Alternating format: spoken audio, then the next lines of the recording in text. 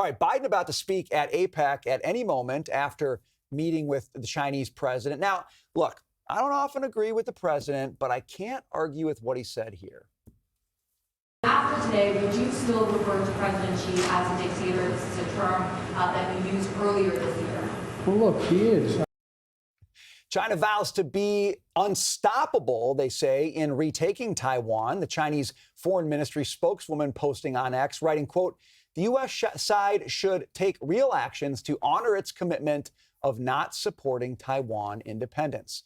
Joining us now is a Center for the National Interest Senior Director of National Security Affairs, Harry Kazianis. Harry, it's good to see you. Thanks for being with us. I want to ask you this.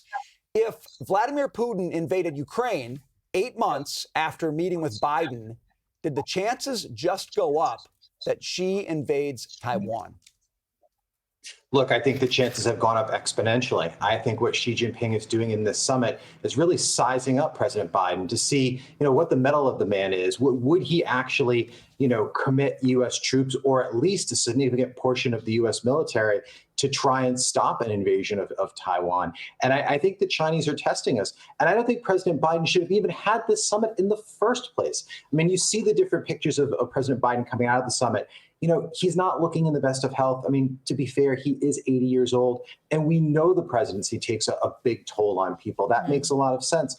But the United States was never going to get anything out of this summit whatsoever.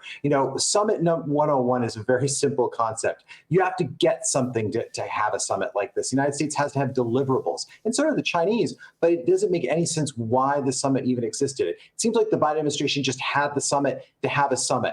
And that is really just a recipe for failure. Harry, I think you make a great point. And not only would I say, if I were the leader, that I have to get something out of this, I would turn around now that it's over and say, what have we given up as a result of it? Because if there were no meeting, yes, President Biden would take some punches, as he has been, that he's not talking to China. But if you're going to talk to them and not put your foot down, then what's the point? So in my view, we've given up a lot. He didn't seem to take any kind of a stance on what's happening overseas and China's support of Russia and also Iran. There was a little conversation about fentanyl. We'll see where that goes, if it stops the problem of it flowing up the southern border, which I doubt. A lot of issues when it comes to China right now.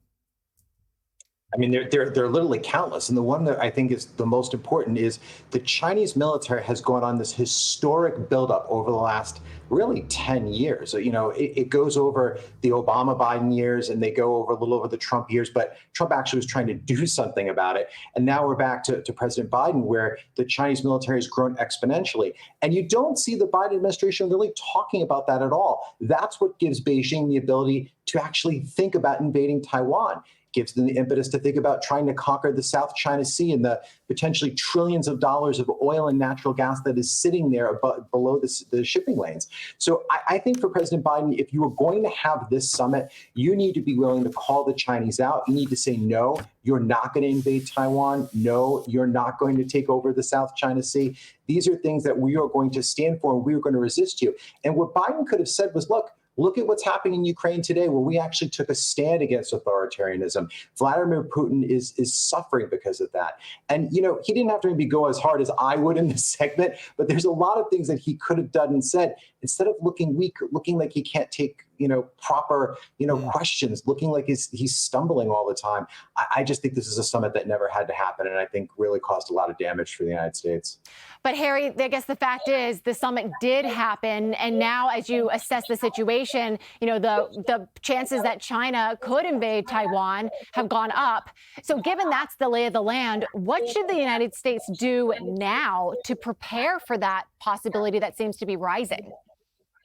Simple. Give Taiwan every piece of military equipment that they want. I think we've learned from the lesson of Ukraine here is that when you hold back defensive armaments, I'm not saying give Taiwan the F-35 stealth fighter or aircraft carriers or some crazy, bold military piece of technology, but there's tremendous amount of defensive things that we can give the Taiwanese, Javelin missiles, anti-ship missiles, the Harpoon, for example. A lot of this stuff is not brand new, high-tech goods, But if the Chinese are thinking about any sort of military provocation or invasion, we can ensure that we can raise the costs exponentially up to China. And there's an old adage that's been out in military circles for a long time. You can turn Taiwan into a porcupine. So essentially, if China reaches out and tries to take Taiwan, they're going to get hurt pretty badly. I think if we do something like that, probably cost $10 to $15 billion, which the Biden administration is trying to do to their credit, I think that would go a long way. But I think we need to up that.